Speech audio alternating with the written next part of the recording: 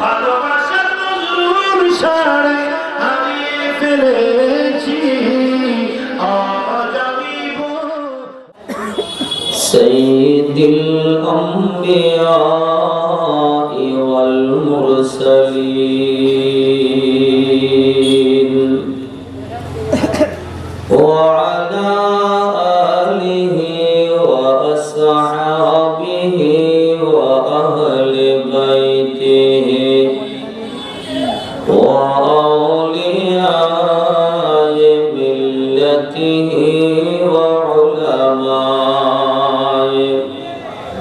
أهل سنته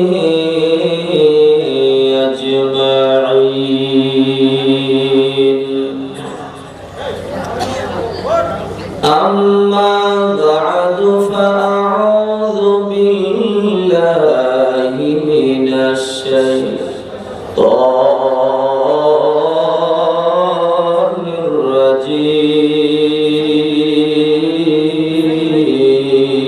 الرجيم بسم الله الرحمن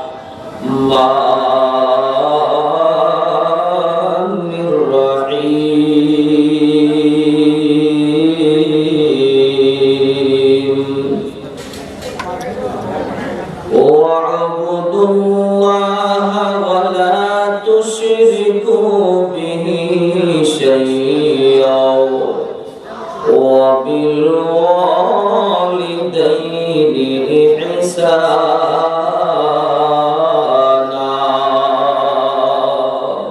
إلى آخره. أيضا قال تعالى في شأن حبيبه ومحبوبه ومعشوقه مخبرا وآمرا إن الله وملائكته يصلون على النبي يا أيها الذين آمنوا صلوا عليه وسلموا تسليما اللهم صل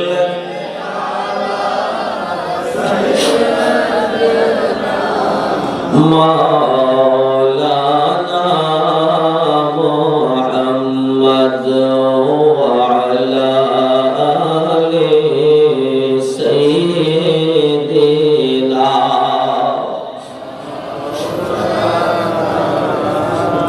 বাবাজিরা দরুদ শরীফের আওয়াজটা একটু মহব্বতে বাড়ায় দেবে। একজন আরেকজনে পড়ছে এই জন্য নয়, প্রত্যেকে নিজের মন থেকে রাসূলুল্লাহর ভালোবাসা অন্তরে নিয়ে দরুদ শরীফ পড়ুন। আল্লাহুম্মা সাল্লি আলা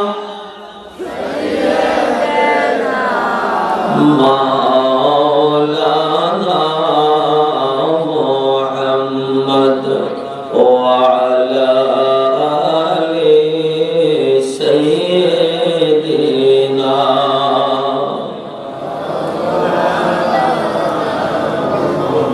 करना गया कादरे मान के আছে তোর আপনা দুজা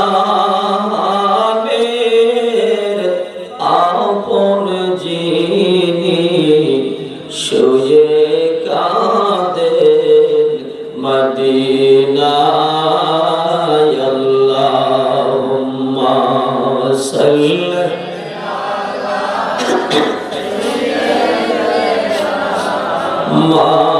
মাওলানা মুহাম্মদ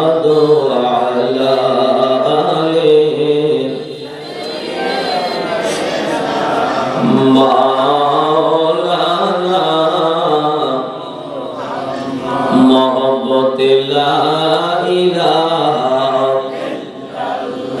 ও লা ইলাহা ও লা ইলাহা লা ইলাহা লা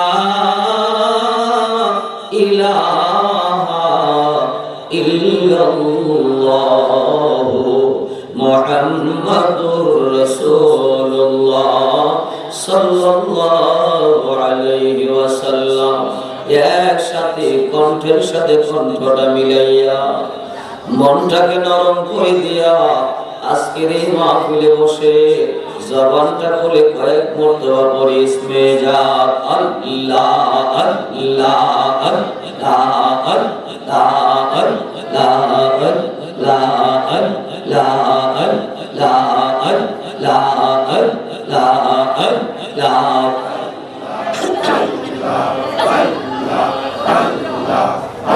মুমিন করে হৃদয়েতে আল্লাহ আল্লাহ জপ, মুমিন পরে দিল দিল আল্লাহ আল্লাহ জপ আল্লাহ আল্লাহ আল্লাহর জিকির করলে পরে দিলের ময়লা সাফ হইবে, মাওলা জিকির করলে পরে দিলের ময়লা সাফ হইবে, দার দিলে আলো জ্বলবে, মাওলার জিকির করিলে তোমারা দার দিলে আলো জ্বলবে, মাওলার জিকির করিলে মুমিন পরে দিলে দিলে আল্লাহর জিকির কর আল্লাহ আল্লাহ লা ইলাহা ইল্লাল্লাহ মুহাম্মাদুর রাসূলুল্লাহ সাল্লাল্লাহু আলাইহি ওয়াসাল্লাম। উপস্থিত আজকে যাত্রাপুর দক্ষিণ পাড়া ইসলামিয়া গৌসিয়া সুন্নি যুব সংগঠনের উদ্যোগে পবিত্র ঈদ মিলাদুন্নবী সাল্লাল্লাহু আলাইহি ওয়াসাল্লাম ও মরহুম রবিউল মিয়ার মাগফিরাত উপলক্ষে নবম বার্ষিক ইসালে সাওয়াব ও সুন্নি মহাসম্মেলনের সম্মানিত সভাপতি জনাব মোহাম্মদ সিদ্দিকুর রহমান সাহেব বারাকাল্লাহু ফি হায়াতিহি, সহ সভাপতি জনাব মোহাম্মদ আবু তাহের মিয়া সাহেব, প্রধান অতিথি সুদূর কণ্ঠের অধিকারী হযরত মাওলানা হাফেজ মোহাম্মদ আবু হানিফ আনোয়ারী সাহেব বারাকাল্লাহু ফি হায়াতিহি। আলোচনা করেছেন হযরত মাওলানা রহমতুল্লাহ কামাল সাহেব, হযরত মাওলানা আরিফুল ইসলাম আল কাদরি সাহেব, হযরত মাওলানা ইমদাদুল হক বখশী, হযরত মাওলানা কাজী ইব্রাহিম আল কাদরি, হযরত মাওলানা হাফেজ আবু তালহা রহমানী সাহেব সহ উলামায়ে আহলে সুন্নাহ।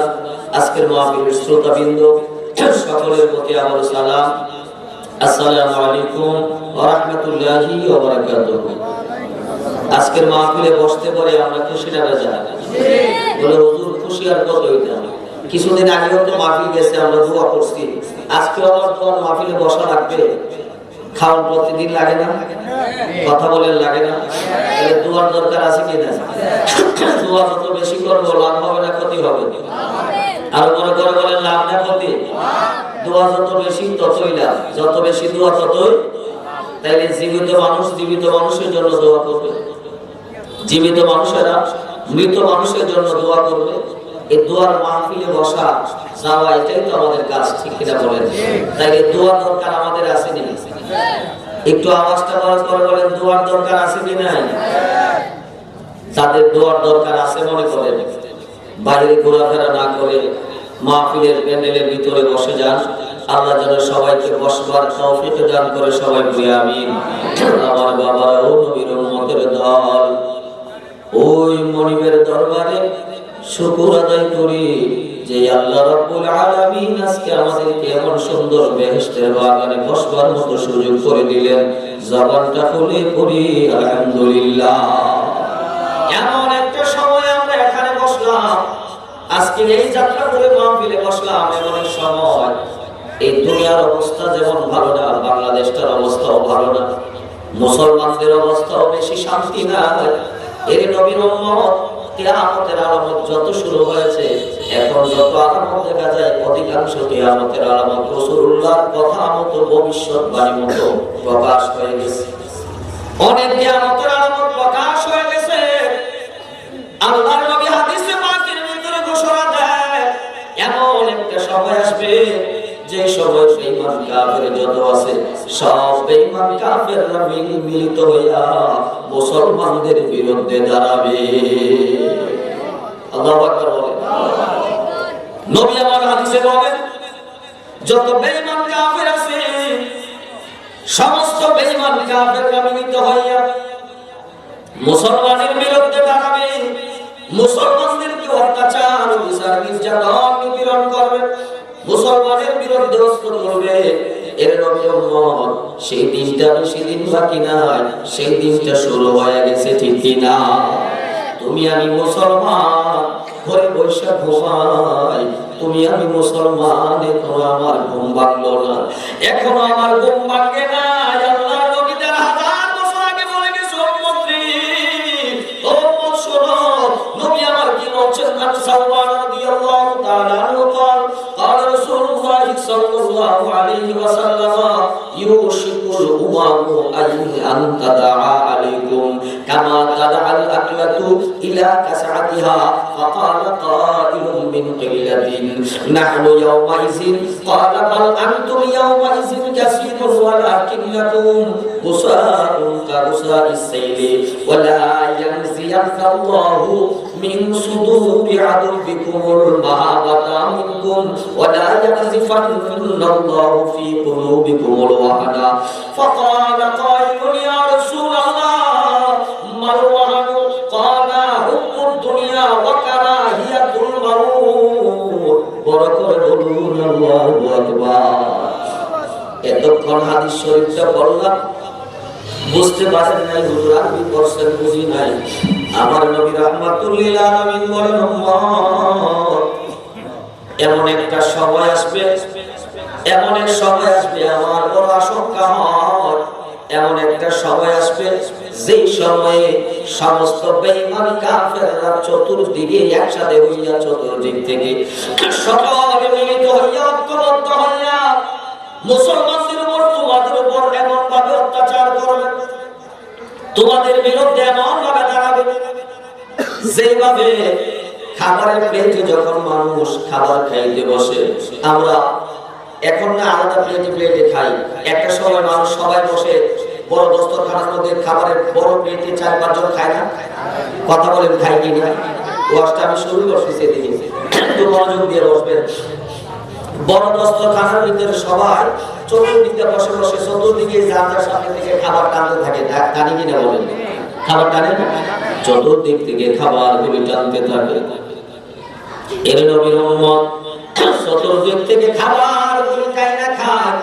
নবী আমার বুঝাইতে চায়, ও উম্মতেরা শোনো রে, চতুর্দিক থেকে বেঈমান কাফের গুলি মুসলমানদের বিরুদ্ধে ঐক্যবদ্ধ হবে। এবার একটা কথা মনে না করি, ও নবীর উম্মতের দল, আমরা মুসলমান আহলুস সুন্নাহ ওয়াল জামাতের মধ্যে যারা আছি, আমাদের আপন কেউ না। সেই যতই করো আহলুস সুন্নাতের বিরোধিতা যারা করতেছে, বেঈমান কাফের যত ইসলামের বিরোধিতা করতেছে, ইহুদি বলো, খ্রিস্টান বলো, বৌদ্ধ বলো, যত ধর্ম, হিন্দু বলো, যত বেধর্মী বলো, সমস্ত বেধর্মী মুসলমানের বিরুদ্ধে যখন যায়, তখন সমস্ত বেধর্মীরা এক, ঠিক কিনা বলেন? সমস্ত বিধর্মীরা মুসলমানদের বিরুদ্ধে এক। আমার নবী বলেন, এইভাবে তারা মুসলমানদের বিরুদ্ধে ঐক্যবদ্ধ হবে। এবার সাহাবী জানতে চাই, নবী আমার, সেদিন আমাদের লোকের সংখ্যা বেশি হবে নাকি কম হবে? সেদিন আমরা বেশি থাকবো না কম?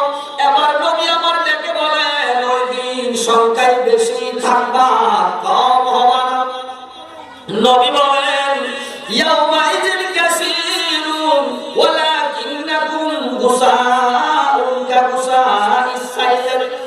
নবী বলেন ওই দিন মুসলমানের সংখ্যা বেশি থাকবে, তবে মুসলমান হবে দুর্বল। কি হবে? সংখ্যায় হবে বেশি, ইমানের দিক থেকে হবে দুর্বল। সংখ্যায় বেশি থাকবে, ইমানের দিকে মুসলমান হবে বড় দুর্বল, মুসলমান বড় দুর্বল হয়ে যাবে, আবর্জনার মতো হয়ে যাবে। পানির মধ্যে আবর্জনা পড়লে বাতাসে যেদিকে নেয় আবর্জনা ওই দিকে যায় জমা হয়। নিজস্ব কোন শক্তি নাই দাঁড়াইবার, মুসলমান এমন এক অবস্থা হয়ে যাবে, তারা দুর্বল হয়ে যাবে। আর আমার আল্লাহর নবী আরো বলেন ওই দিন কি হবে জানো? ওই দিন এমন এক অবস্থা হবে ওয়ালা ইয়ানজিআন্নাল্লাহু মিন সুদুরি আদুবিকুমুল মাহাবাতা মিনকুম। তোমাদেরকে দেখলে বেঈমান কাফেররা যেভাবে ভয় করত, তোমাদেরকে যেভাবে ভয় পাইত, আল্লাহর নবী বলে উম্মতেরা রে, এমন একটা সময় আসবে বেঈমান কাফেররা তোমাদেরকে ভয় করবে না, তাদের অন্তর থেকে তোমাদের প্রতি একটা ভয় এটা আল্লাহ উঠায় নেবেন। বেঈমান কাফেররা তোমাদেরকে দেখে ভীত হবে না, ভয় পাবে না, কথা বলতে সাহস করত না, কিন্তু তখন বলবে। আর তোমরা হয়ে যায়গা দুর্বল। এবার সাহাবী বলে ইয়া রাসূলুল্লাহ, আমরা কেন দুর্বল হব? সংখ্যায় বেশি থাকবো, কিন্তু এই এমন হওয়ার কারণ কি? আমরা কেন আমাদের অন্তর থেকে এই ভয়ের তাদের অন্তর থেকে ভয়টা কেন উঠাবেন? আমরা কেন দুর্বল হব? এবার নবী বলেন দুই কারণে তোমাদের মধ্যে এই দুর্বলতাটা পেয়ে যাবে। কয় কারণ? কথা বলেন, কয় কারণ? দুই কারণে তোমরা মুসলমান সংখ্যায় বেশি হবে, কিন্তু তোমাদের পাওয়ার আস্তে আস্তে কমে যাবে। কারণ হলো নবী বলেন সাহাবীরা সেটা হলো ওয়াহান। সাহাবী বলেন হুজুর ওয়াহান কি জিনিস এটা তো বুঝলাম না। এবার আমার নবী বলেন ওয়াহান হলো এক নম্বর হলো হুব্বুদ দুনিয়া। ও উম্মতেরা, এমন একটা সময় আসবে যে সময়ে উম্মত দুনিয়ার ভালোবাসায় পড়ে, দুনিয়ার মায়ায় পড়ে আখিরাতে ভুলে যাবে, দুনিয়ার চাকচিক্যের মধ্যে পড়ে আখিরাতের চিন্তা ছেড়ে দিবে, দুনিয়ার মায়ায় পড়ে যখন তোমরা আখিরাতকে বলতে বসবা, এমন সময় ওই বেঈমান কাফেরেরা ঐক্যবদ্ধভাবে মুসলমানের উপর নির্যাতন চালাবে। চলতেছে কিনা? চলতেছে কিনা? গলার স্বর কি আওয়াজ আসে? বন্ধ হয়ে আছে। কথা বলি আমরা সবাই, বলি না কেন? প্রত্যেকে কোনো না কোনো কারণে নিল, কোনো না কোনো কারণে। এবার নবী বলেন দুনিয়ার ভালোবাসায় পড়ে তোমরা দুর্বল হয়ে যায়গা। দুই নম্বর হলো তোমরা মরণকে ভয় করো না। তোমরা মরণকে ভয় করো, মরতে চাও না। তো কে যাবে, কোথায় যাবে, কার সাথে কথা বলতে যাবে, কে মরতে যাবে? মরণকে ভয় পাইবা, তোমরা মরতে চাইবা না, আর মরণকে তোমরা ঘৃণা করবা। আর আরেকটা প্রথম কারণ হলো তোমরা দুনিয়ার লোভী হয়ে যাইবা। উম্মতকে তোমরা যখন দুনিয়ার লোভী হয়ে যাইবা, দুনিয়ার জন্য পাগল হয়ে যাইবা, তখন ওই বেঈমান কাফেরগুলো তোমাদের উপর এমন ভাবে তাদের অত্যাচার নির্যাতন চালাবে, মুসলমানদেরকে তারা দুর্বল পায়ে আঘাত করতে শুরু করবে। এর নবীর উম্মতের দল আজকে এত মুসলমান থাকার পর নারায়ে রিসালাতের বিরুদ্ধে স্লোগান হয়, ঐক্যবদ্ধ আওয়াজ দেওয়ার সুযোগ না। আজকে মুসলমানের নবীর বিরুদ্ধে কথা বলে মুসলমান ঐক্যবদ্ধ আওয়াজ দিতে পারে না। মুসলমানের মসজিদের বিরুদ্ধে কথা বলে আওয়াজ নাই, ঐক্যবদ্ধ আওয়াজ নাই। যেই মুসলমান আমরা তো সেই দিনের মুসলমান, যেই মুসলমানের আল্লাহু আকবারের আওয়াজে কাফির বেঈমানরা পালাইতে বাধ্য হয়েছিল। ওরা করে বলো আল্লাহু আকবার। মাওলানা আলী রাদিয়াল্লাহু তাআলা আনহু একটা আওয়াজ দিছিলেন আল্লাহু আকবার বলে। কি বলে? আমরা কি একটু আল্লাহু আকবার বলতে পারবো? জবানটা খুলে বলেন তো আল্লাহু আকবার। এটা কি এই আওয়াজে পালাইবো? আর বড় করে বলেন আল্লাহু আকবার। বড় করে বলেন ইয়া রাসূলুল্লাহ। বাইরে যারা আছে তারা যেন চলে আসে, যারা লোকজন মাহফিলে গেছে আমাদের যাওয়া দরকার। আমার ভাইরা, হযরত আলী খায়বর যুদ্ধে একটা আওয়াজ দিয়েছিল, এক আওয়াজে কাফের বেঈমানরা পালিয়ে গেছিল। গর্ভবতী মহিলা যত গর্ভে সন্তান ছিল, আওয়াজের কারণে গর্ভের সন্তান ফসল হয়ে যায়।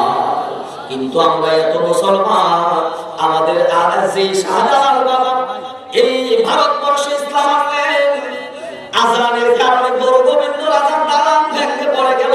কিন্তু আমি আর আপনি কত আজান দেয়, কত আজান দেয়, কত আওয়াজ দেয়, বেঈমান কাফের অন্তর একটু ভয় পায় না, একটু ভয় পায় না। এর নবীর উম্মতেরা শোনো, হৃদয়ের মধ্যে নবীর প্রেম, হৃদয়ের মধ্যে নবীর ভালোবাসা হৃদয়ে ধারণ করো। বেঈমান কাফেররা যেই দিক থেকে মুসলমানদের বিরুদ্ধে দাঁড়াচ্ছে, আরেক দল মুসলমানের ভিতরে থাইকা আমার নবীর বিরুদ্ধে দাঁড়াচ্ছে, ঠিক কি না? একদল বেঈমান দাঁড়াইতেছে মুসলমানদের বিরুদ্ধে, আরেক দল মুসলমান দাঁড়াইতেছে নবীর বিরুদ্ধে। নাউজুবিল্লাহ বলেন। এই তো মুসলমান দুর্বল হওয়ার কারণ। কেন দাঁড়ায়? ওই দাঁড়ানোর কারণ হলো দুনিয়ার লোভ। নবী বলছেন দুনিয়ার লোভ এমন হবে। কিন্তু রে মুসলমান, আজকে তো সুন্দর আরামের চেয়ার দিয়ে বসার ব্যবস্থা করার পরেও বসতে মনটা চায় না। অথচ এই দিন প্রচারের জন্য আমার নবী কত কষ্ট করলেন, আমার নবী কত যন্ত্রণা সহ্য করলেন। আল্লাহর নবী আমার ঘুম থেকে উঠলেন, সাহাবীরা যায় তাকায়, আমার নবীজির শরীর মুবারকে চাকায় দাগ পড়ে গেছে। নবী ঘুমাইলেন, নবী আমার ঘুম থেকে উঠবার পর সাহাবী যায় দেখে নবীজির শরীর মুবারকে ওই খেজুর পাতার চাটি, ওই খেজুর পাতার চাটার দাগ আমার নবীর শরীর মুবারকে লেগে গেছে। এর যাত্রাপুরের যুবক ভাই ও মুরব্বি বাবারা, পর্দার আড়ালের মা বোনেরা শোনো, নবীজির শরীরে খেজুর পাতার চাটার দাগ সাহাবী দেখে সহ্য হয় না। ইয়া রাসূলুল্লাহ, এত শক্ত বিছানায় আপনি শুইলেন, এমন খেজুর পাতার চাটার মধ্যে আপনি শুইলেন, যে চাটায় শোয়ার পর আপনার শরীর মুবারকে দাগ লেগে গেল, চাটায় দাগ লেগে গেল। এর আজকে যাত্রা করে এমন একটা মানুষও পাইবা না, এমন একজন মানুষকেও পাওয়া যাবে না সেই মানুষটা শোয়ার পর গায়ে চাটির দাগ লাগে। কারণ সকল ঘরে ভালো সুন্দর বিছানা আছে কিনা?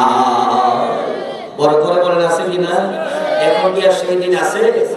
আমার নবী শুয়ে রইলেন, চেহারা মুবারকের শরীর মুবারকে চাটার দাগ দেখে সাহাবীরা দিয়ে বলেন, ইয়া রাসূলুল্লাহ, নবী আমার আপনার শরীর মুবারকে চাটার দাগ, এটা সইতে পারি না গো নবী, আপনি যদি অনুমতি দেন নরম একটা সুন্দর নরম বিছানা আপনার জন্য বানায় দিতাম, নরম বিছানা একটা বানাইতাম। আল্লাহর নবী বলে, রে সাহাবী শোনো, শোনো রে সাহাবী শোনো, এই দুনিয়াটা কেমন জানুনি?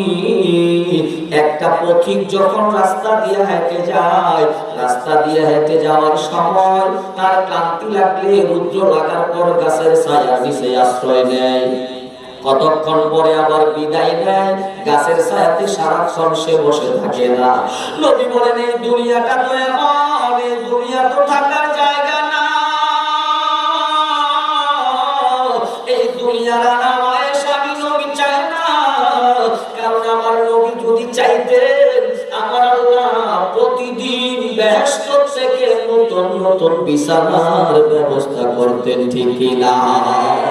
আমার নবী যদি চাইতো প্রতিদিন নতুন নতুন বিছানার ব্যবস্থা হইত, নতুন বিছানায় নবী শুইলেন, নবী এখন বিছানায় শুইলেন, এখন বিছানায় শুইলেন শরীর মুবারকে দাগ লেগে যাইত। এরে আমার নবী এত কষ্ট করলেন দুনিয়ার মায়া ত্যাগ করার জন্য।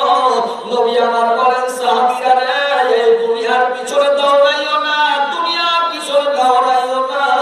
ওই যাত্রাপুরের নবীর উম্মত দুনিয়ার মহব্বত ছেড়ে দিন, দুনিয়ার পিছনে না দৌড়াইয়া আল্লাহ রাসূলের প্রেম আর ভালোবাসা লইয়া আমরা যখন আল্লাহ রাসূলের প্রেম লইয়া আখিরাতের চিন্তা শুরু করে দিব, আস্তে আস্তে দুনিয়ার চিন্তা একটু দূরে সরাই দাও, দেখবা এই জগতেও কল্যাণ, আখিরাতেও আমার আল্লাহ কল্যাণ দান করবে।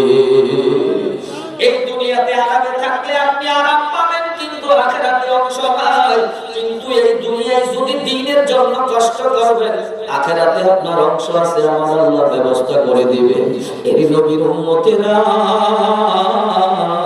আমার নবী এত কষ্ট করলেন, সেই নবী দুনিয়াতে আসবার পর বাবা বইলা ডাক দেওয়ার রাসূলুল্লাহর সুযোগ হলো না। দুনিয়াতে আসবার পর নবী আমার আব্বা জানকে দেখেন না, মা জননীকে 6 বছর মতন ধরে 1 বছর বয়সে মা জননীকে হারাইলেন।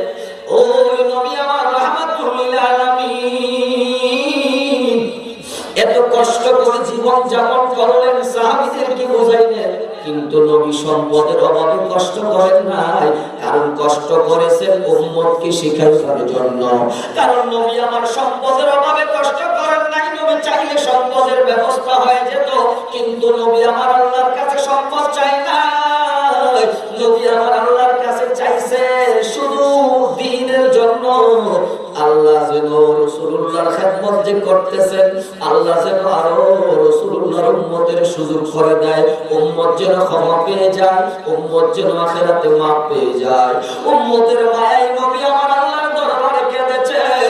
ওই নবীর উম্মত আজকে নবীর নামের স্লোগান শোনার পর এখনো ঘরে বসে থাকবো, কেমনে থাকি রে? নবীর কথা শোনার পর এখনো ঘরে বসে থাকার সময় নাই। ওই নবীর উম্মত নবীর প্রেমে আজকের মাহফিলে বসে আল্লাহর কাছে তওবা করে কান্না করে নাও। আল্লাহ, জীবনে যত গুনাহ করলাম, আল্লাহ আজকের মাহফিল থেকে তওবা করলাম, তুমি মাফ করে দাও। আল্লাহ আখিরাতের প্রতি আমাদের মনকে ঝুঁকায় দাও, দুনিয়া থেকে আমাদের মনটাকে তুমি আস্তে আস্তে উঠায় দাও। দুনিয়াদারির পিছনে দৌড়াইও না রে নবীর উম্মত, কারণ এই দুনিয়া বেশি দিন থাকার জায়গা না, একদিন এই দুনিয়া ছেড়ে চলে যাওয়া লাগবে, ঠিক কি না? যাওয়া লাগবে কি লাগবে না? ওরে মন কার লাগিয়া কান্দো দিবারাতি, ওরে মন কার লাগিয়া কান্দো দিবারাতি,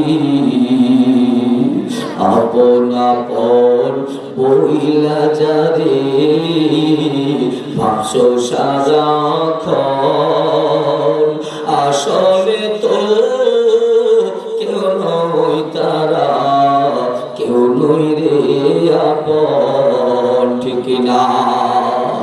আপন আপন বইলা যারে ভাবছো সারাক্ষণ, আসলে তো কেউ নয় তারা, কেউ নয় রে আপন।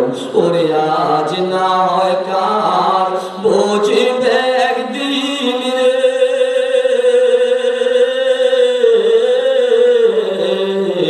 আজ না হয় কাল বুঝবে একদিন, নিবিড়ে জীবন বাতি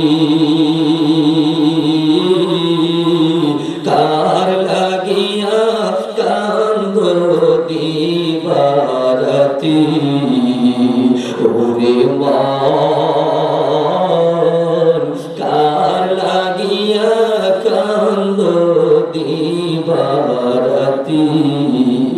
এর নবীর উম্মত, এই দুনিয়ার জন্য এত পাগল হয় না, আখিরাতের জন্য পাগল হও। আল্লাহ রাসূলের প্রেম অন্তরে লইয়া দুনিয়াটারে দূরে সরাইয়া দ্বীনের কাজে লাগিয়া যাও, একদিন দেখবা বিজয় আমার আল্লাহ দান করবে, ঠিক কি না? বিজয় দেওয়ার মালিককে আর বড় করে বলেন কে? বিজয় দেওয়ার মালিক আমার আল্লাহ। ওই মাওলার জন্য পাগল হয়ে যাও, কারণ আমার আল্লাহ বলেন ইবাদত করবা বান্দা আল্লাহ। আমার আল্লাহ কোরআনে হাকিমের ভিতরে ঘোষণা দেয়, ওয়া'বুদুল্লাহ ওয়া লা তুশরিকু বিহি শাইয়্যা। আল্লাহ বলে রে তোমরা ইবাদত করো আল্লাহ। এ নবীর উম্মত আমরা ইবাদত করব কার? কষ্ট হইতেছে? একটু বড় করে আওয়াজ করে ইবাদত করব কার?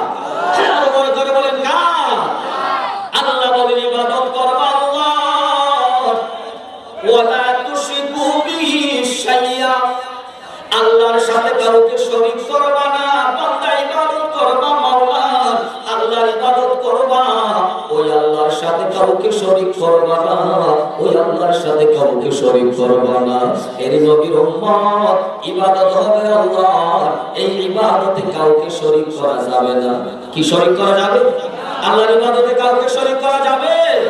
এবার নিজের ইবাদতের পর আরেকটা ইবাদতের কথা আমার আল্লাহ বলে, যেটা আল্লাহর সাথে শরীক না, আল্লাহর নির্দেশ তাদেরকে মান্য করা। আল্লাহ বলে আমি আল্লাহর ইবাদত করবা, আল্লাহর ইবাদত করো। আর সাথে সাথে আল্লাহ ঘোষণা দেয়, ও বিল ওয়ালিদাইনি ইহসানা, ইবাদত করবা আল্লাহর এবং মা বাবার সাথে সৎ আচরণ করবা। আল্লাহর নির্দেশ হলো বান্দা ইবাদত করবে কার?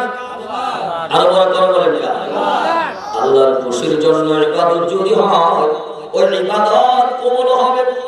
যে ইবাদতের মধ্যে শরীক হয়ে যায়, ওই ইবাদত আল্লাহর দরবারে কবুল হবে না।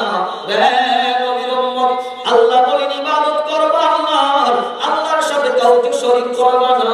ওই মুমিনের দলে এমন কোনো কথা বলা যাবে না, এমন কাজ করা যাবে না, এমন লেখা যাবে না, এমন বক্তব্য দেওয়া যাবে না যেই কথার দ্বারা আল্লাহর সাথে শরীক হয়ে যায়। এমন কোনো কথা বলা যাবে না। এক কথায় সৃষ্টির সাথে স্রষ্টার কোনো তুলনা, কথা বলেন তুলনা নাই, আছে নাকি? তাইলে আল্লাহর সাথে কোনো তুলনা, আল্লাহ খোদাইতের সাথে, উলুহিয়তের সাথে কেউ যদি শরীক করে, তখন সে মুশরিক হয়ে যায়। কি হয়ে যায়? মুশরিক হয়ে যায়। আল্লাহর ইবাদত করবা একমাত্র আল্লাহর খুশি করার জন্য, দুনিয়ার কোনো মানুষকে খুশি করার জন্য ইবাদত করা যাবে না। মাওলার খুশির জন্য যখন ইবাদত করবেন, সাহায্য করবে কে? আরো বড় করে বলেন কি? বনি ইসরাইলের এক আবেদ, বনি ইসরাইলের এক আল্লাহর বান্দা, ইবাদত গুজার মানুষ। বাড়িতে আয়েশা দেখি এলাকার মানুষগুলো একটা গাছের পূজা করে, একটা গাছের পূজা করে, গাছটার পূজা করে, গাছের পূজা মানুষ করে। ওই এলাকার মুরব্বি দেখা কয়, যে গাছের পূজা মানুষ করে ওই গাছটা রাখবো না, কেটে দিব। আল্লাহু আকবার বলেন। কিসের পূজা করে? অসুবিধা হয় নাকি? বড় করে কথা বলেন, কিসের পূজা? লোক আয়েশা থেকে গাছের পূজা করে, সে চিন্তা করলো গাছের পূজা মানুষ করে, গাছটা আমি রাখবো না, কেটে দিব। গাছটাকে কেটে দিতে চিন্তা করলেন। ঘটনা লম্বা, শুরু করে বলছি শুধু ইবাদতটা বোঝানোর জন্য। গাছ কাটার চিন্তা করার পর কুরআন দিয়ে ঘর থেকে বের হয়, আল্লাহর বান্দা ঘর থেকে যায়। আজকে কেন আপনার মন চাই না দ্বীনের কাজে? একটু খেয়াল করে শুনেন। বান্দা কুরআন দিয়ে ঘর থেকে বের হয়, রাস্তার ভিতরে ইবলিস মুরব্বির বেশ ধরে দাঁড়ায় কয়, কোথায় যাও? আল্লাহর বান্দা বলে, ওই গাছটাকে কেটে দিব। ওই গাছটাকে কেটে ফেলার জন্য যায়। কই কেন কাটবে? কই গাছটা এই জন্য কাটবো কারণ এই গাছের পূজা মানুষ করতেছে, আমি আল্লাহর ইবাদত করবো এক আল্লাহ, গাছের পূজা মানুষ করবে, এটা তো সইতে পারে না। এটা আমি গাছটা কাটতে বাজাই দেবো, তাইলে আর কেউ এটার পূজা করবে না। আল্লাহ মানুষ, ইবলিস কয় না আমি দিতাম না। আল্লাহ বলি কয় এটা আমি কাটবো, আর এতে কয় আমি, আল্লাহ কয় আমি কাটতে দেবো, আর ইবলিস কয় আমি দিব না। দুইজনের মধ্যে কথা কাটাকাটি শুরু হয়ে গেল।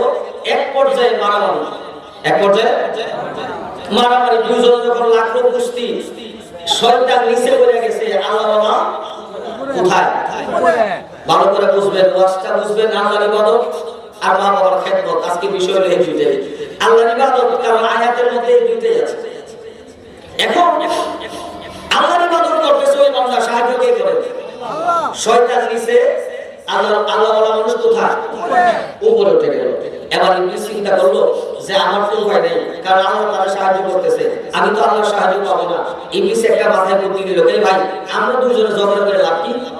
ইবাদত করে আরেকজন, তুমিও তো আল্লাহওয়ালা মানুষ, নামাজ কালাম করে আল্লাহর ইবাদত করি, তুমি করো, তুমি তোমারটা করো, এরা একটা করবো, আমরা দুজন মারামারি লেগে তো লাভ নাই।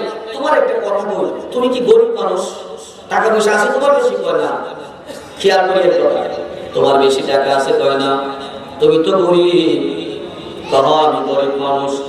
এবার ইবলিস কই জানে আল্লাহ না যা, গাছটা কাটা দরকার নাই, প্রতিদিন 2টা দিনার দিনে, কয় দিনার? প্রতিদিন 2 দিনার গাছটা আর কাটবা না, তুমি তোমার কাজ করো, আমি আমার কাজ করব। তুমি তোমার কাজ করো, তারা তারার কাজ করবে, কেউ কাউকে বাধা দিতে যায় না। ওই গাছ কাটারও দরকার নাই, তোমার প্রতিদিন 2 টাকা করে দেবো, 2 দিনার করে দেবো, তুমি 2 দিনার পাইয়া খুশি থাকবো, আর গাছ কাটবা না। আল্লাহ ওয়ালার ভিতরে দুনিয়ার প্রেম ঢুকে গেল, টাকার লোভ যখন ঢুকে যায় আল্লাহ ওয়ালার ভিতরে, টাকার লোভ ঢুকে গেল। প্রথম দিন আসলো টাকা দিল, দ্বিতীয় দিন আসলো টাকা দিল। নাউজুবিল্লাহ বলেন। আমাদের মন কেন নরম হয়? আল্লাহ ওয়ালা টাকার লোভে পয়রা এখন আর তারা সব কথা বলে এখন টাকার দিকে দৌড় দিছে। ওই তার কাজ তারা করবো, আমার কাজ আমি করবো, এবার আর আমার জন্য দরকার কি? আমাদের সমাজে আছে কি না? কথা বলা আছে কি না? তো যা যা কাজ করো আরেকজনের জন্য এই গুটাগুটি করে কয় না। আর সত্য কথা তো বলা লাগবে, একজন মিথ্যা কথা বললে এটা কি জবাব দেওয়া লাগবে না? কথা বলে জবাব দেওয়া লাগবে না? এখন ওই আল্লাহ ওয়ালা কর টাকা যখন পাইছে আমার আর কথা বলার দরকার নাই, ওই কথা বলে না। টাকা 1 দিন পাইলো, 2 দিন পাইলো, 3 দিনের মাথায় আল্লাহ ওয়ালা গেছে টাকার জন্য ইবলিস কয় টাকা দিব না। এবার আল্লাহ ওয়ালা আবার কুরআন নিয়ে রওনা হয়, টাকা না দিলে গাছ কেটে ফেলবো। রওনা যখন হইল গাছ কাটার জন্য, ইবলিস কই টাকাও দিব না, গাছও আর কাটতে দিব না। আল্লাহ ওয়ালা কই রাখতেও পারবি না, গাছ কেটে দিব টাকা যদি না দাও। আবার দুজনের মধ্যে মারামারি শুরু হয়। এবার আল্লাহ ওয়ালা নিচে, ইবলিস উপরে পড়ে আছে। আল্লাহ ওয়ালা ডাক দিয়া কই না ইবলিস, ওই দিন তো তুই আমার সাথে পারস নাই, নিচে পড়ে গেছস, আজকে তুই কেন আমার উপর উঠে গেলি?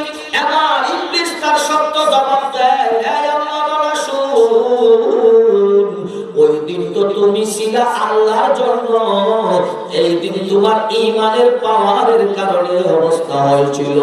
ওই দিন তুমি আল্লাহর প্রেমে আমার সাথে লড়াই করেছো, যার কারণে আমার আল্লাহ তোমার সাহায্য করেছে। আর আজকে তুমি তো আল্লাহর প্রেমে নয়, ইবাদত আর ঈমানের কারণে নয়, টাকার জন্য তুমি আমার সাথে লাগছো, যার কারণে আল্লাহ সাহায্য করে নাই, তুমি আজকে নিচে পড়ে রইলা। এরে নবীর উম্মত শোনো, এই দুনিয়ার মায়ায় পড়িও না, এই দুনিয়ার লোভে পয়রা নবীর প্রেম ভালোবাসা দিন ধর্মটারে একবারে শেষ করে দিও না। আমার আল্লাহ বলেন, ও বান্দা আমি আল্লাহর জন্য ইবাদত করো। আমার নবী বলেন, আখলিস দীনাকা ইয়াকফিকাল আমালুল কালিল, অল্প আমলই যথেষ্ট, অল্প আমল যথেষ্ট যদি এটা ইখলাসের সাথে হয়। ইখলাস কারে কয়? ইখলাস অর্থ হলো একমাত্র আল্লাহর জন্য ইবাদত করা। কার জন্য? সেই ইবাদতে দুনিয়ার কোনো লোভ লালসা নাই, একমাত্র খুশি কার? আল্লাহর খুশিতে যে ইবাদত হয়। এবার আল্লাহ আয়াতের অপর অংশে বলেন, ওয়াবিল ওয়ালিদাইনি ইহসানা, ও বান্দা মা বাবা যাদের দুনিয়ায় বেঁচে আছে, ওই মা বাবার সাথে ভালো ব্যবহার করো, সৎ ব্যবহার করো। এর নবীর উম্মত এখানে যারা বসলেন, গত আলোচনায় আমি বলছিলাম কবরবাসী মা বাবার জন্য কি করা আমাদের দায়িত্ব। আমার আল্লাহ বলেন, মা বাবা যাদের দুনিয়ায় বেঁচে আছে তাদের সাথে কি করবা? আল্লাহ বলেন, ওয়াবিল ওয়ালিদাইনি ইহসানা, মা বাবার সাথে সৎ আচরণ করো, ভালো আচরণ করো, মন্দ খারাপ আচরণ করিও না। কারণ অন্য আয়াতে আল্লাহ বলেন, এমন কথা বলিও না যেই কথার দ্বারা মা বাবা কষ্ট পায়। ঠিক কি না? মা বাবা কষ্ট পায় এমন কথা বলা যাবে? মা বাবার কষ্ট দেওয়া যাবে? নবীর উম্মত, ও যাত্রাপুরের নবীর প্রেমিকেরা, আজকে এমন মানুষ আছে যার ঘরে মা নাই, এমন মানুষ আছে যার ঘরে বাবা নাই, মা বাবা অন্ধকার কবরে চলে গেছে। এমন যুবক আসলে না, এখনো মা বেঁচে আছে, বাবা বেঁচে আছে। ও যুবক, মা বাবা যাদের দুনিয়ায় এখনো বেঁচে আছে, তোমার দুটা পায়ে ধরে অনুরোধ করে যায়, ওই মা বাবার কোনোদিন কষ্ট দিও না। ওই মা বাবার খেদমত ঠিক মতো তুমি করবা, কারণ মা বাবার খেদমত যদি করবা আল্লাহ তোমারে মাফ করবে। মা বাবার যদি কষ্ট দাও আমার আল্লাহ বেজার বেকার হয়ে যাইবে। আল্লাহু আকবার বলেন। কারণ মা বাবা কেমন দল, নবী আমার রাহমাতুল লিল আলামিন হাদিসে পাকের ভিতরে বলেন, এই উম্মতেরা শোনো, আমি ইবনে আব্বাস রাদিয়াল্লাহু তাআলা আনহু আন্না রাসূলুল্লাহ সাল্লাল্লাহু আলাইহি ওয়াসাল্লাম قال ما من ولد بر ينظر الى والديه نظرة الرحمة الا كتب الله له بكل نظرة حجة مبرورة قالوا وان نظر كل يوم 100 مرة قال نعم الله اكبر واطيب رواه البيهقي উচ্চ সুরে বলুন আল্লাহু আকবার। নবী আমার ডেকে বলেন, ও যাত্রাপুরের মানুষ, বাজারে বন্ধুরে আমরা টিভি দেখতে যাই কি যায় না? দেখি না? কত জীবনে টিভি দেখলেন, এই জীবনে কত মহিলার চেহারা দেখলেন, এই জীবনে কত নায়ক নায়িকার চেহারা দেখলেন, এই জীবনে কত খেলোয়াড়ের চেহারা দেখলেন, এই জীবনে কত মানুষের দিকে তাকাইলেন। পছন্দের খেলোয়াড় যতক্ষণ খেলছে, খাবার নাই দাবার নাই, একটানা শুধু তার দিকে তাকাইছেন, আমার পছন্দের প্লেয়ার খেলতেছে। এখনো কত যুবক খেলার মায়ায় পড়ে মাহফিলে বসতে পারো নাই। রে নবীর উম্মত, এই দুনিয়াতে যতই দেখলাম, এই দেখাতে গুনাহ ছাড়া সওয়াব নাই।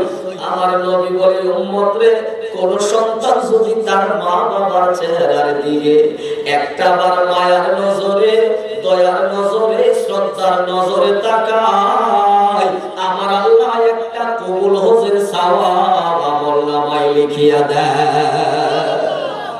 এর জবাব পায় বলো,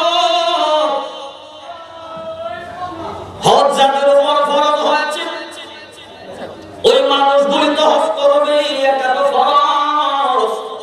যাদের উপরে ফরজ, যাদের উপরে ফরজ নাই, সব গরিব আর ধনী, গরিব ধনী যত মানুষই থাকো, এর নবীর উম্মত, নবী আমার বলেন, মা বাবা যাদের দুনিয়াতে বেঁচে আছে, কোন সন্তান যদি মার চেহারার দিকে, আব্বার চেহারার দিকে মায়ার নজরে একবার তাকায়, আমার আল্লাহ একটা কবুল হজের সওয়াব লিখিয়া দেয়। কত গানাদার মহিলার চেহারার দিকে তাকাইছো, আনন্দ করে গান শুনে শুনে নাচছো আর লাফাইছো। কত নায়ক নায়িকা, কত খেলোয়াড়, কত পছন্দের মানুষের দিকে তাকাইছো, গুনাহ ছাড়া লাভ সওয়াব নাই। কিন্তু আমার নবী বলেন, সন্তানরে মা বাবার চেহারার দিকে যদি একবার মায়ার নজরে তাকাও, মা বাবার চেহারার দিকে যদি একবার মায়ার নজরে তাকাও, আমার আল্লাহ একটা কবুল হজের সওয়াব আমলনামায় লিখিয়া দেয়। করে করে বলেন আল্লাহু আকবার। এবার সাহাবী বলেন, ইয়া রাসূলুল্লাহ, কোন সন্তান যদি 100 বার, প্রতিদিন 100 বার যদি মা বাবার চেহারার দিকে তাকায়, তাহলে কি কবুল হজের সওয়াব পাবে? নবী আমার বলে, সাহাবী রে, দৈনিক 100 বার যদি তাকায়, নাযারা ওয়া ইন নাযারা কুল্লা ইয়াউমিন 100 মাররা। সাহাবী যখন জিজ্ঞাসা নবী বলেন, নাম, এরে 100 বার যদি তাকায়, 100টা কবুল হজের সওয়াব আমার আল্লাহ ওই সন্তানের আমলনামায় লিখিয়া দেয়। এই যাত্রাপুরের মানুষ এমন মাস কি যার অন্ধকার কবরে ঘুমাইল, এমন বাবা যার অন্ধকার কবরে ঘুমাইল, মা বাবার দেখা হজের সওয়াব পাওয়া তো আর নসিব হবে না। সন্তানের যার মা বাপ দুনিয়ায় নেই, কবরে যায়, তাদের কবর জিয়ারত করে দোয়া করো। যাদের আব্বা আম্মা বেঁচে আছে, ওই মা বাবার দিয়ে মায়ের নজরে তাকাও। এতদিন যদি ভুল করে থাকো, আজকের মাহফিলের পরে যায় মায়ের কদমে ধরে ক্ষমা চাও, বাবার পায়ে ধরে মাফ চাও। আব্বা, ও আম্মা, ক্ষমা করিয়া দাও, মাফ করিয়া দাও, জীবনে না বুঝিয়া ভুল করে ফেলেছি রে মা। ওই যুবক ভাই, শাশুড়ি আম্মার দিকে তাকাইবা, শাশুড়ি মার যতই মা ডাকবা, কোমল হতে সওয়াব নাই। এই দুনিয়ার যত আন্টি আর আঙ্কেল বলে ডাকবা, সওয়াব নাই। কিন্তু মা বাবার দিকে মায়ার নজরে সন্তান তাকাইলে আমার আল্লাহ কবুল হজের সওয়াব আমল নামায় লিখিয়া দেয়। 100 বার যদি তাকাও আল্লাহর নবী বলেন 100টা কবুল হজের সওয়াব পাবে। এর জান্নাতুল যুবক ভাই সময় যখন পাও ঘরের ভিতরে যাইয়া মার চেহারাটার দিকে একটু দয়ার নজরে তাকাইও, বাবার চেহারাটার দিকে একটু দয়ার নজরে তাকাইও, সন্তান নজরে তাকাইও। তুমি আজকে বড় আফসোস, রাত 12টা-1টা পর্যন্ত যুবক ঘুরে ঘুরে আসে, রাত 12টা-1টা পর্যন্ত যুবক ঘুরে ঘুরে বাড়িতে যখন আসে, মা যখন জিজ্ঞাসা যুবক রে ও ছেলে কোথায় গেছিলা, দমক দিয়া কই এত জানা দরকার নাই, কেন জানতে আসলে এত জানা দরকার নাই, ছেলে মানুষ কত জায়গায় ঘুরে। এর যুবক ভাই আমিও তো তোমার মতো অনেক যুবক, তোমার আমার মতো অনেক যুবক আছে, মা বাবা যাদের দুনিয়ায় না, আজকে আমি বুঝি রে আব্বা দুনিয়ায় না, চেষ্টা করলো আর বাবারে দেখতে পারবো না। এই জান্নাতুল যুবক রে আজকে যাদের ঘরে মা আছে বাবা আছে, যুবক শয়তানের কুমন্ত্রণায় পড়ে যদি মা বাবার কষ্ট দিয়া থাকো, আজকে থেকে আর কোনোদিন মা বাবার কষ্ট দিও না, তওবা করে মাপ চেয়ে নাও, আম্মা আব্বার কদমে ধরে ক্ষমা চাও, মা বাবার পায়ে ধরে মাপ চাও, মা বাবা তুমি সন্তানের মাফ করে দিবে। এর যতই কষ্ট দাও মা বাবা সন্তানের ক্ষমা না কইরা পারে না, ঠিক কি না? মা বাবার যদি গালি দাও, মা বাবার পরিচয় যদি আঘাত লাগিয়া যায়, মা বাবা যদি আল্লাহর দরবারে বদদুয়া করে দেয়, তুমি যত বড় আলেম হও, যত বড় বুজুর্গ হও, যত বড় শক্তিশালী পুরুষ হও, মা বাবার বদদুয়া লাগলে সন্তান তোমার জীবন বরবাদ হয়ে যাবে। অনেক মুরব্বী আছে রে ঘরে মা নাই বাবা নাই, অনেক যুবক আছে আব্বা হারা, অনেক যুবক আছে মা হারা। এর যুবক ভাই বনি ইসরাইলের আরেক যুবকের কথা হাদিস শরীফে আছে। আমার দয়াল নবী এই হাদিস শরীফ যখন বর্ণনা করতেছেন, যেইভাবে কথাটা হযরতে আবু হুরায়রা নবীর থেকে শুনছেন, তিনি এইভাবে এই হাদিসটা বর্ণনা করতেছেন অন্যদের কাছে। আমার নবী বলেন বনি ইসরাইলের একটা যুবক ছিল, ওই যুবক আল্লাহ বলা যুবক নাম ছিল তার জুরাইস। ওই জুরাইস নামের যুবক জঙ্গলায় বসে বসে একা একা আমার আল্লাহর ইবাদত করত। আল্লাহু আকবার বলে জঙ্গলায় বসে আমার আল্লাহর ইবাদত করত। মা ঘরে একলা, ছেলে দীর্ঘদিন হলো জঙ্গলায় ইবাদতে চলে গেছে, মা ছেলেরে দেখতে পায় না। হঠাৎ করে মা একদিন রওনা হয়, আমার ছেলে জুরাইস জানি কেমন আছে, আমি মা থাকতে পারতেছি না। এর সন্তান তুমি যদিও মারে বাবারে বলে যাও, রাতের নিশীতে চোখের পানি ফালায় মা কান্দে বাবা কান্দে, তুমি সন্তান যদিও কষ্ট দাও, সামনে দিয়া যদিও মনটারে শক্ত বানায়, রাতের অন্ধকারে বালিশে শুয়ে শুয়ে মা বাবা কান্না করে, আল্লাহ আমার সন্তান বুঝে নাই, তারে তুমি বুঝদান করে দিও। ওরে মা বাবার সন্তান ওই জুরাইজের মা চিন্তা করলেন আমার ছেলেটারে দেখতে পায় না, আমার ছেলে দেখা দরকার।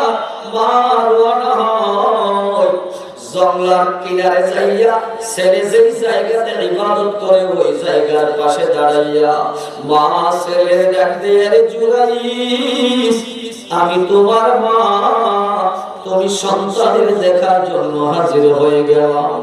জুরাইস রে আমি তোমার মা, তুমি সন্তানের দেখার জন্য হাজির হয়ে গেলাম।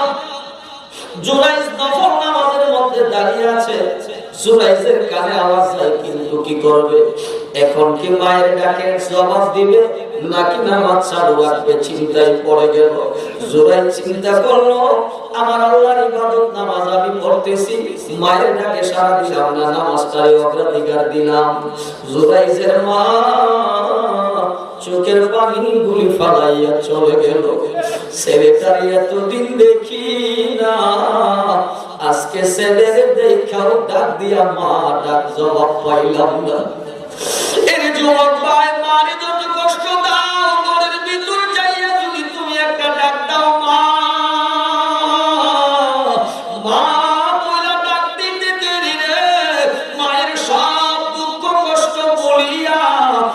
সন্তানের বুকে জড়ায় ধরতে দেরি হয় না। কারণ মা বাবার এমন এক জিনিস, সন্তানের কোনোদিন কষ্ট মা বাবা চায় না। নিজে না খায়া থাকবে তবু সন্তানের কষ্ট দেয় না। এর আজকে শীতের দিন কত বাবার দিকে তাকাইও 10 বছর আগের পুরান শাল ছিদ্র হয়ে গেছে সিগারেটের আগুনে বিভিন্ন কারণে। 10 বছর আগের শাল গায়ে দিয়ে ঘুরে, কিন্তু সন্তানের গায়ে নতুন শীতের কাপড়, সন্তানের পায়ে নতুন জুতা। বাবা ঈদের নামাজে যায়, সেরা জুতা বাবার পায়ে সেলাই করে যায়। সন্তান তোমার নতুন জামা কাপড় দিয়া বাবা ঈদগাহ মাঠে সাথে লয়ে গেছে কেন? কারণ মা বাবা নিজের আরাম চায় না, মা বাবা চায় আমার সন্তানেরা আরামে থাকলেই আমি মা বাবা বড় সুখে থাকি। আল্লাহুম্মা সাল্লি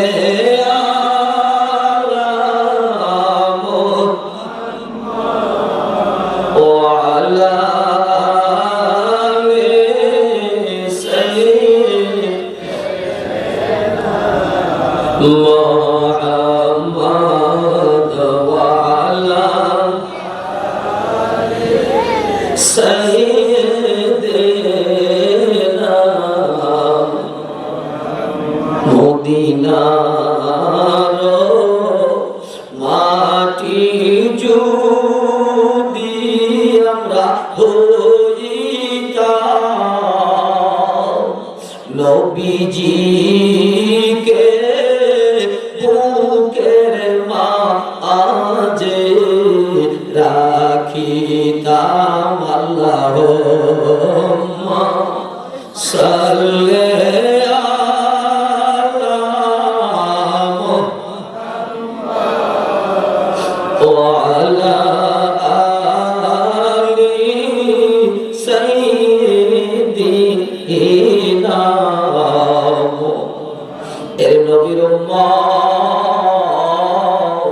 প্রথম দিন মা ফিরে চলে গেল।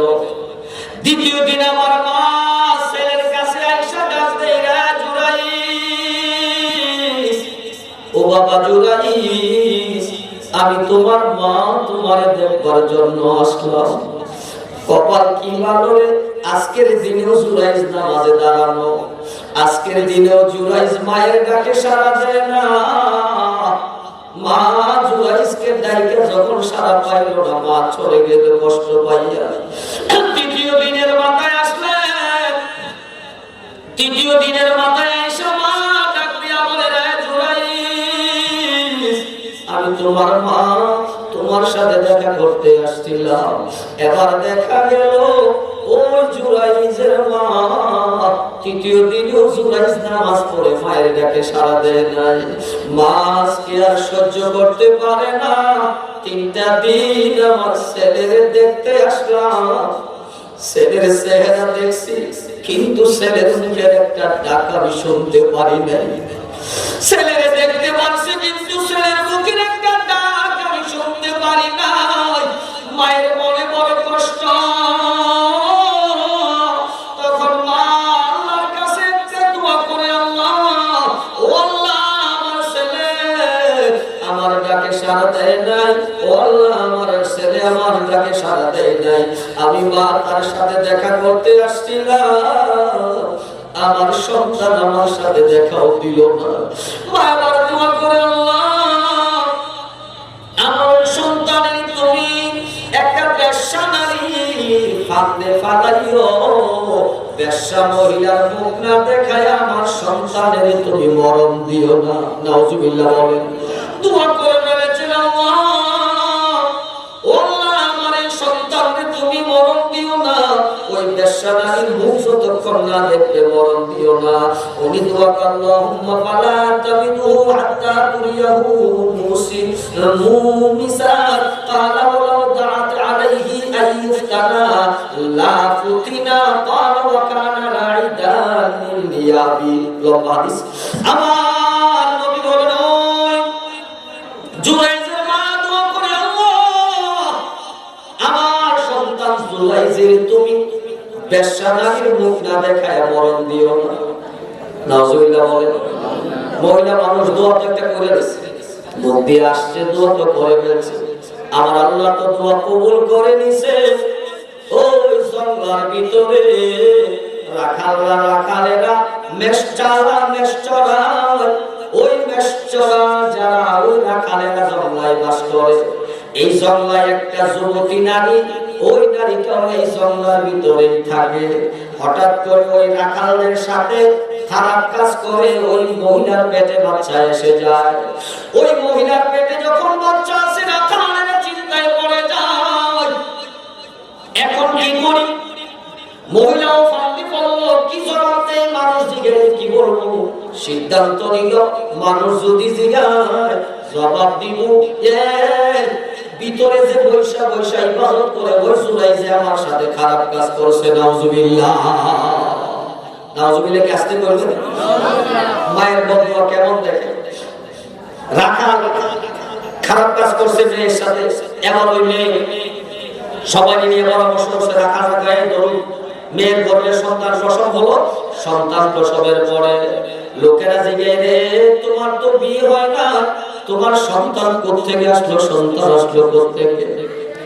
এবার ওই মহিলা রাখালেরা মিল্লা যারা খারাপ কাজ করছে তারা মিলিত হয় কয় দোষ দিব ওই ইবাদত যেটা করতেছে তার দোষ দিয়ে আমরা বেঁচে যাব। সবাই লাঠি সোটা নিয়ে আসলেন, আয়েশা জুরাইজের ইবাদত খানা ভাঙতে শুরু করলো। ইবাদত খানা বাইরে ভাঙতেছে, মাটির ঘর। জুরাইজ ডাক দিয়া কই কি রে কি ব্যাপার, আমার ইবাদত খানা কেন ভাঙবো, আমার ঘরে কেন অত্যাচার? এবার রাখালেরা জবাব দেয় এই কথা আমাদেরকে জিগাইও না, ওই মহিলা আছে, মহিলা বাচ্চা কোলে নিয়ে দাঁড়ায় রয়েছে তারে জিগাও, ওই মহিলারে জিগাও কেন আজকে তোমার ঘর আমরা ভাঙতেছি। এবার আল্লাহর ওলি জুরাইজ জানতে চায় কেন ভাঙবো? কেউ বলতেছে তুমি খারাপ কাজ করে সন্তানের জন্ম দিছো, দিনের বেলা নামাজ পড়ো, রাতের বেলায় মহিলার সাথে খারাপ কর্ম করেছো, এই জন্য সন্তানের জন্ম।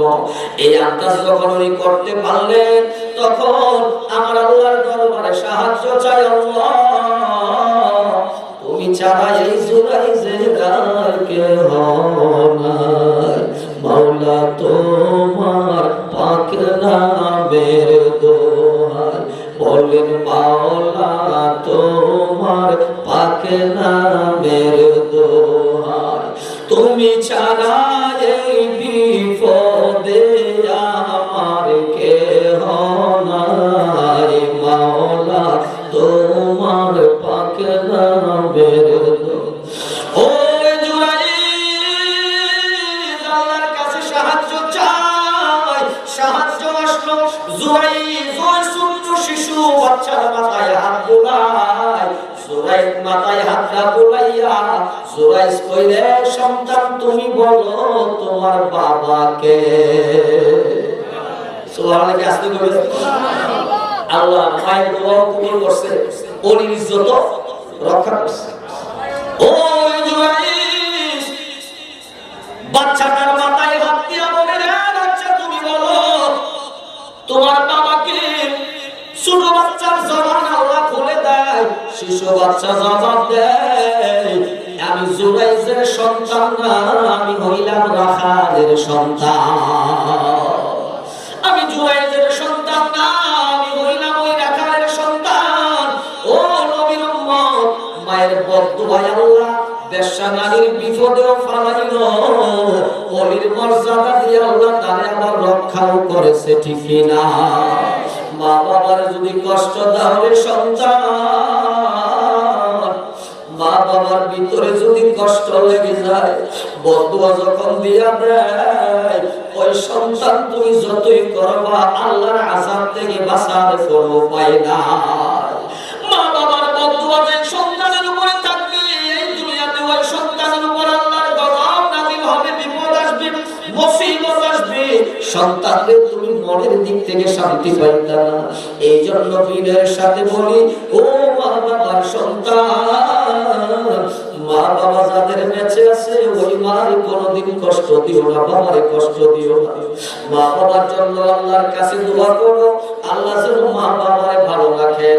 কবরে গেলেও দোয়া করো, দুনিয়াতে থাকলেও সেবা করো, কারণ আমার আল্লাহ বলছেন ওয়াহফিজ লাহুমা জানাহাদ দুল্লি মিনার রাহমা, তাদের জন্য সেবার হাত বাড়ায় দাও, মা বাবার জন্য দয়ার হাত বাড়ায় দাও। কিন্তু যুবক, আজকে মাই যদি বলে বাবারে আমার জন্য বাজার থেকে কিনে দাও, তোমার আমার সময় থাকে না, বিবি বললে আনতে দেরি হয় না, ঠিক কিনা বলে? শাশুড়ি মা বললে আনতে দেরি না, মা বাবা বললে তুমি ঘরে বসে করো। এরে যুবক, করোনাকালীন সময় তো দেখছো, পত্রিকাতে আসে, ইন্টারনেটে ফেসবুকেও দেখছো, কত বিবি স্বামী ফালাইয়া বাবার বাড়ি চলে যায়, কত স্ত্রী স্বামী বিদেশ থেকে আসছে, আয়েশা দেখে ঘরের দরজা লক করা, দরজা তালা, ঘরের দরজা বন্ধ, ঘরের দরজা বন্ধ। স্বামী আয়েশা দেখে বিবি বাড়িতে নাই। কেন রে বাড়িতে নাই? কারণ কি? কয় তার একমাত্র কারণ, খবর পাইছে স্বামীর করোনা, ওই করোনা নিয়ে স্বামী চলে আসতেছে দেশে, ওই স্বামীর করোনা হয়েছে, করোনার কারণে বিবি আর সাথে থাকতে চায় না। কেন? ওই আমি থাকলেও তো আমারও করোনা হবে।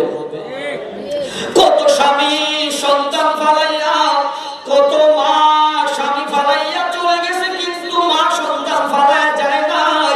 কত সন্তান করোনা অবস্থায় পড়ে আছে হাসপাতালের বেডে, মা সন্তানের বাচ্চারে বুকে জড়াইয়া বসে আছে। মা বুকে জড়াইয়া বসে রইলে মানুষ বলছে তোমার তো রোগ হবে, তুমি কেন ডরলা?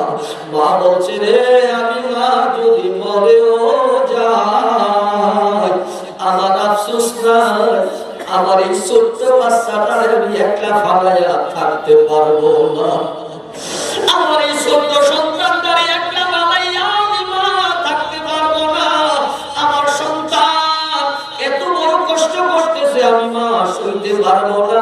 এই করোনার চিকিৎসা নয়, মা বাচ্চারে কোলে লয়ে আছে, বাচ্চার করোনা, ওই বাচ্চাটারে মা কোলে লয়ে বসে আছে, মা সন্তানকে দূরে ঠেলে দেয় না। এর মা বাবার সন্তান ও যুবক ভাই, আজকে কত যুবক আছো, মার ইজ্জত করো না, বাবার ইজ্জত করো না, সম্মান দাও না। আমার নবী বলে মা বাবার ইজ্জত করো, মা বাবার সম্মান দাও। মা বাবার ইজ্জত কেমন শোনো।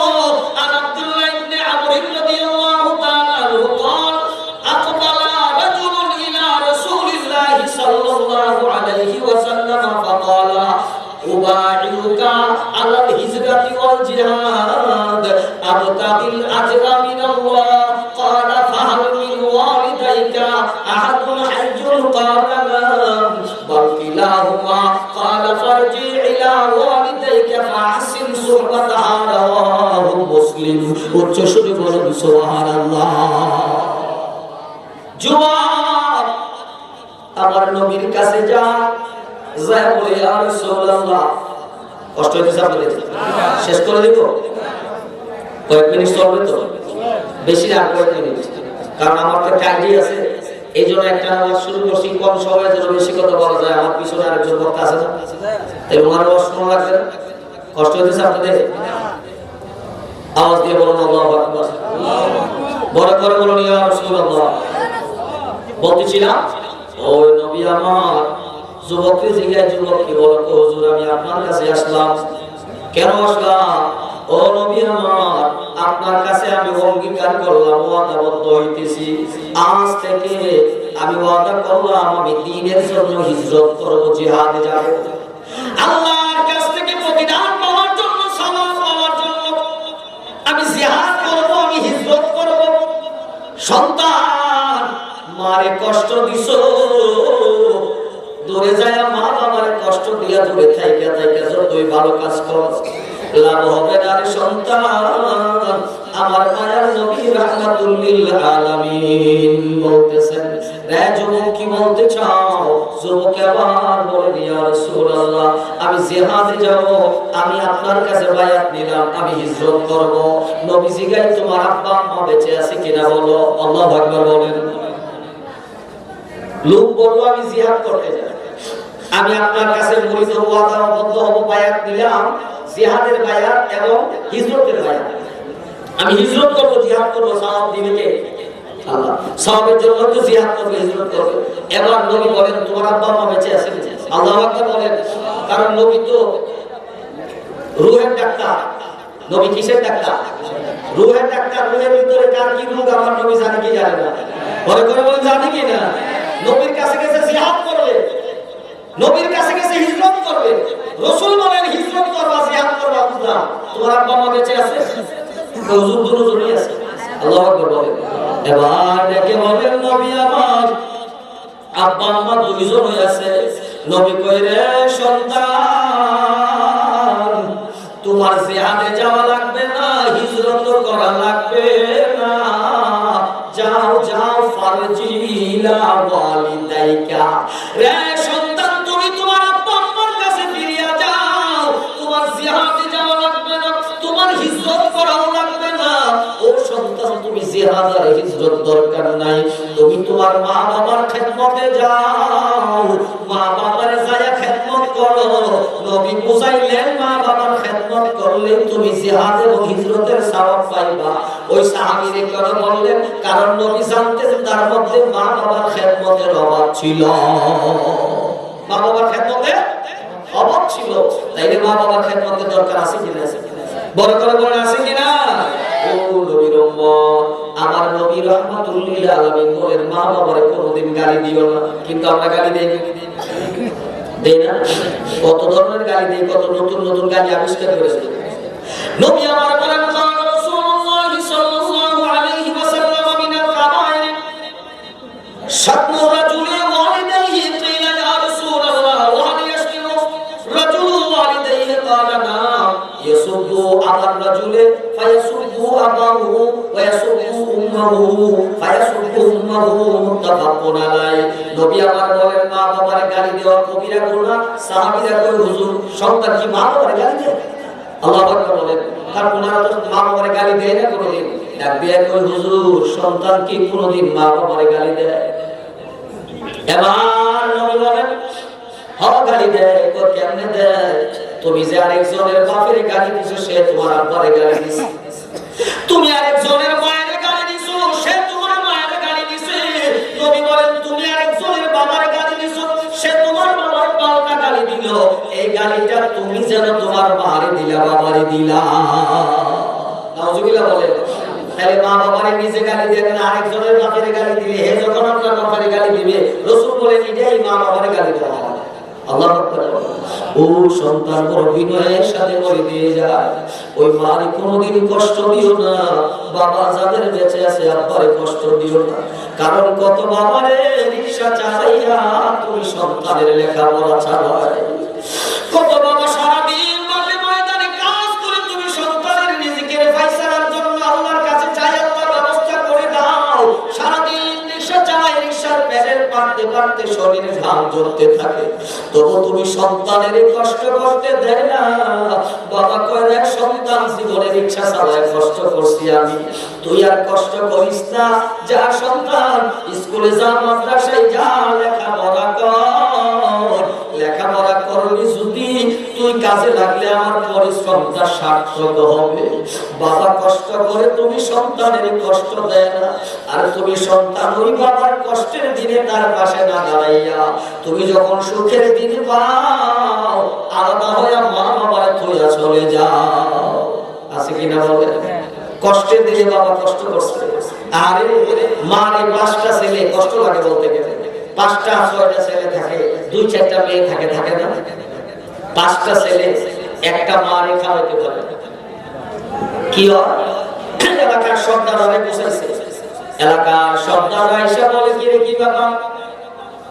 আমার বাবা নাই মা আছে, মারে আমি কি একটা সারা জীবন খাওয়াইতাম, আমার আরো তো 4টা ভাই আছে, এরা কি করবো? 1 মাস ওই ভাইয়ের করে খাবি, আরেক মাস ওই ভাইয়ের করে খাবি, আরেক মাস ওই ভাইয়ের করে খাবি। আছে কি নাই? কথা বলে আছে কি না?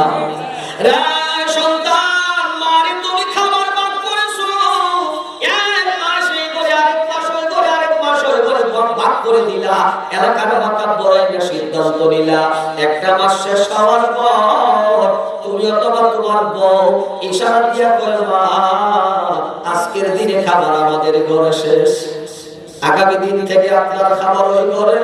সন্তানরে 5টা ছেলে 3টা মেয়ে সেই লালন পালন করলো, কোনদিন তো অন্যের বাড়িতে পাঠাই নাই, আমার ছেলেটারে খাওয়াইতে পারি নাই, আমি মা দুধ পান করাইতে পারি নাই, আমার সন্তানের তুমি দুধ পান করা দাও, আমি খাওয়াইতে পারি না, আমার সন্তানের খাওয়াও। তুমি সন্তানের কোন মহিলার হাতে তুলে দেয় নাই, যেই মা তুমি সন্তানের কোন মহিলার হাতে তুলে দেয় নাই, নিজে কষ্ট করে লালন পালন করছে, নিজের চোখে অনেক মহিলারে দেখিলে আপনারাও দেখবেন, স্টেশনে দেখবেন কত মহিলা 2টা 3টা বাচ্চা নিয়ে শুয়ে রয়েছে, আছে কি না? আপনি যা বলে একটা বাচ্চা আমায় দাও, তুমি গরিব মানুষ ভিক্ষা করে খাও, বাচ্চা দিয়ে কি করবে, আমার একটা দাও। মরতে চাইবে তো বাচ্চা দিবে না, বাচ্চা 2টা 2 হাতের আঙ্গুলে ধইরা একটারে কাপড়ের মধ্যে বাঁধা গলার মধ্যে ঝুলাইয়া বাড়ি বাড়ি ভিক্ষা করে তবু মা সন্তানের কারো করে দিতে চায় না। কেন দেয় না জানো? কারণ সেই মা সন্তানের পেটে নিল, ওই মা বুঝে সন্তান পেটে নেওয়ার কত কষ্ট, কত যন্ত্রণা। যে মা সন্তানের পেটে ধারণ করছে, ওই মা বুঝে সন্তানের যে কত যন্ত্রণা। কত মা সন্তানের জন্ম দিতে যাইয়া দুনিয়া হারায়া চলে গেছে, কত মা হাসপাতালের বিছানায় সন্তান প্রসব হয়েছে, বেঁচে আছে, কিন্তু মাটা দুনিয়ায় নাই। কত স্বামীর কাছে ডাক্তার যায় করে আপনি একটা চিকিৎসা করেন, বাচ্চাও মারা যাইতে পারে, মাও মারা যাইতে পারে, এমন ঘটনা ঘটতে পারে, একটারে বাঁচাইলে আরেকটা বাঁচবে না, সন্তান বাঁচাইতে চাইলে মা বাঁচবে না। মা ডাক দিয়া কই ডাক্তার আমি বাঁচতে চাই না, আমার সন্তানের যেন কিছু না হয়, আমি মা যদি মরেও যাই, আমার সন্তানটা যদি দুনিয়ায় বেঁচে থাকে, আমার ওই সন্তান আমি মার জন্য আল্লাহর কাছে 2টা হাত তুলে দোয়া করবি, আর যখন মরবে রব্বির রহমহুমা কামা রাব্বায়ানি সগীরা। আমার সন্তান যখন দোয়া করবে, আমি মা কবর থেকে বড় শান্তি পাবো, বড় করে বড় আল্লাহু আকবার। আব্বা আম্মা সইছে যা কবরে,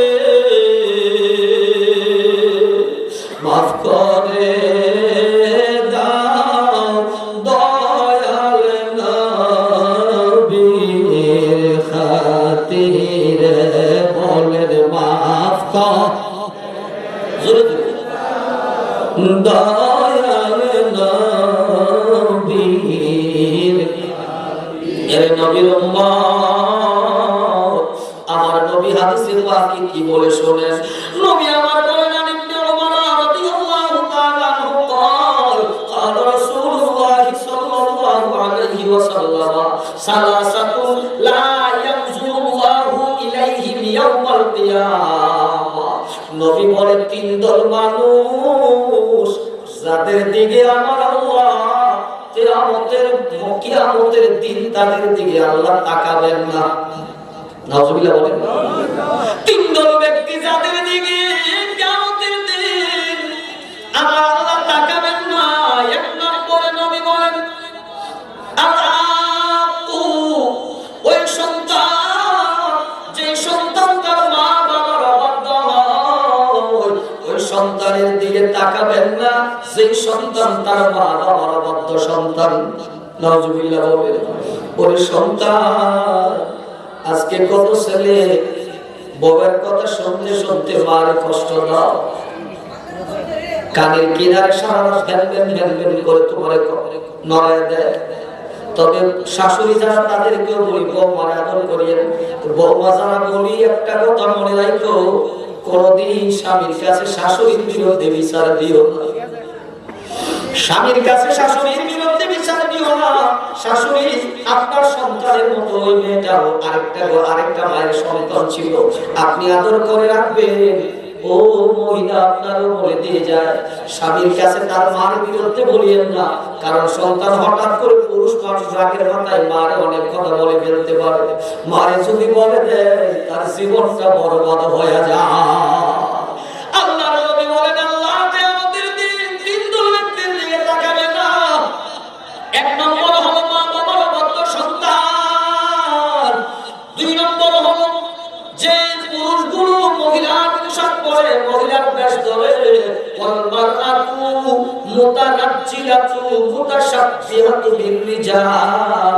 সেই পুরুষগুলো মহিলার মতো বেশ ধরে, যে মহিলার পুরুষের মতো বেশ ধরে। নাউজুবিল্লাহ। আসেনি এখন? আসে না? এখন তো মোটামুটি শহর বন্দরে গেলে চিনতে কষ্ট হয় কোনটা বেডা আর কোনটা বেডি, ঠিক না? এমন পোশাক শুরু হয়েছে, বেড়া বেডি চিনবার কোনো উপায়। নবী আমার বলেন, তিন দল ব্যক্তির দিকে আল্লাহ কিয়ামতের দিন তাকাবেন না। এর মধ্যে এক দল হলো মা বাবার অবাধ্য সন্তান, আরেক দল হলো এই দুনিয়ায় যারা পুরুষেরা যারা মহিলার মতো রূপ ধারণ করে, সেই মহিলারা পুরুষের পোশাক পরে, যে পুরুষ মহিলার পোশাক মহিলার বেশ ধরে, যে মহিলা পুরুষের বেশ ধরে, ওই দুটোই যাবে জাহান্নামে। আল্লাহ তাদের দিকে তাকাবে না। আর নবী আমার বলেন, তারপরে ওই পুরুষ আল্লাহ তার দিকে তাকাবে না, যে পুরুষটা হলো দায়ুস পুরুষ, অর্থাৎ তার স্ত্রী, তার বোন, তার মা, তার পরিবারের মানুষগুলোকে পর্দায় চলেছে, কিন্তু সে তাদেরকে কিছু বাধা দেয় নাই। ওই পুরুষটার দিকে আল্লাহ কিয়ামতের ময়দানে তাকাবে না। বড় করে বলুন নাউজুবিল্লাহ। এমন সন্তান হও, সেই সন্তান কিয়ামতের দিন তোমার দিকে যেন আল্লাহ এবং রাসূল তাকায়। কারণ এমন কিছু মানুষ আছে, আমার নামাজ আমি পড়ি, আসেনি কি আপনাদের সুবিধা হচ্ছে?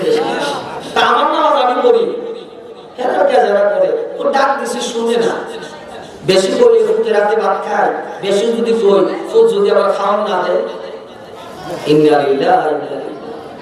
ও মুরব্বি বাবারা শুনে নাও, ঘরের মহিলারা যদি বেপরদা হয়, এটার জন্য দায়ী হলো পুরুষ। দায়ী কে? পুরুষ দায়ী। কারণ তুমি সেইভাবে ঘরটাকে কেন সামলাতে পারো না, ঘর কেন এইভাবে তুমি সামলাও না, ওই কিয়ামতের ময়দানে আল্লাহ তোমার দিকেও তাকাবে না। আর নবী বলেন, তিন ব্যক্তি জান্নাতে যাবে না। এমন তিন ব্যক্তি আছে, ওয়াসালাসাতুন লা ইয়াদখুলুনাল জান্নাতা। তিন ব্যক্তির দিকে আল্লাহ যেমন তাকাবেন না, তিন ব্যক্তি জান্নাতেও যাবে না। কই এক নম্বর হলো আল-আকুলি ওয়ালিদাইহি, মা বাবার অবাধ্য সন্তান জান্নাতে যাবে না, মা বাবার অবাধ্য সন্তান জান্নাতে যাবে না। এর দুই নম্বর হলো নবী বলেন, মদ পান যে করে মাতাল হয়ে যায়, মদ পান করে মাতাল যিনি হইল, ওই ব্যক্তি জান্নাতে যাবে না। তিন নম্বর নবী বলেন, সেই মানুষটা দান করার পর গর্ব করে বেড়ায়। সবাইকে দাঁড়াতে নারে তাকবীর, নারে রিসালাত, নারে গাউসিয়া, নারে গাউসিয়া। প্রধান অতিথির আগমন, প্রধান অতিথির আগমন, হযরত মাওলানা আবু হানিফা নওরী সাহেবের আগমন। নারে তাকবীর, নারে রিসালাত, নারে গাউসিয়া। হযরত মাওলানা হাফেজ মুহাম্মদ আবু হানিফা নওরী সাহেবের আগমন। সবাই বলুন আলহামদুলিল্লাহ। আর বড় করে বলেন আলহামদুলিল্লাহ। খুশি না বাজা? সবাই খুশি? আজকের যিনি প্রধান আলোচক, উনি সুন্দর আলোচনা করেন, আমি আপনাদেরকে একটু বসায় দিলাম। আর সামনে দিকে আলোচনা নিচ্ছি না, কারণ বক্তা বসায় না, বক্তা বসায় আলোচনা করা এটা আমার কখনো নাই, আজকে করবো না, শেষ অনুরোধ এটাই রাখবো। আহলুস সুন্নাত ওয়াল জামাতের ভিতরে আমরা আসি, থাকবো ইনশাআল্লাহ, ঠিক কিনা বলেন? সুন্নিয়াতের মধ্যে আসি, থাকবো, তবে সুন্নিয়াত প্রশ্নবিদ্ধ হবে, সুন্নিয়তের কলঙ্ক হবে এমন কোন কাজ যেন আপনার আমার দ্বারা না, আল্লাহ রাসূল কষ্ট পাবেন এমন কোন কাজ যেন আমাদের দ্বারা না হয় ওই বিষয়ে আরেকদিন সুযোগ পেলে কথা বলবো ইনশাআল্লাহ, যে আমাদের করণীয় বর্জনীয় কি আছে, আমাদের একজন মুসলমান হিসাবে কি করবো কি ছাড়বো, এই বিষয়ে আমরা বিষয়ে কথা বলবো অন্যদিন। আজকে আর সামনে কথা বলাচ্ছি না, দোয়া আছে, বিদায় নিচ্ছি, কারণ আমি খুব ক্লান্ত। কারণ গতকালকে মাদারে পড়েছিল, আজকে আসছি একবার সারাদিন আসতে আস্তে আস্তে সন্ধ্যা লাগে পড়ছি। এমনিতে আপনাদের সকলের কাছে দোয়া চাই, আমাদের আহলে সুন্নাত ওয়াল জামাতের সমস্ত উলামায়ে আহলে সুন্নাতকে আল্লাহ যেন হেফাজত করে, দ্বীনের দায়ী হিসেবে যারা কাজ করতেছেন আল্লাহ যেন কবুল করে। সবাই বলি আমিন। আসসালামু আলাইকুম ওয়া রাহমাতুল্লাহি ওয়া বারাকাতুহু।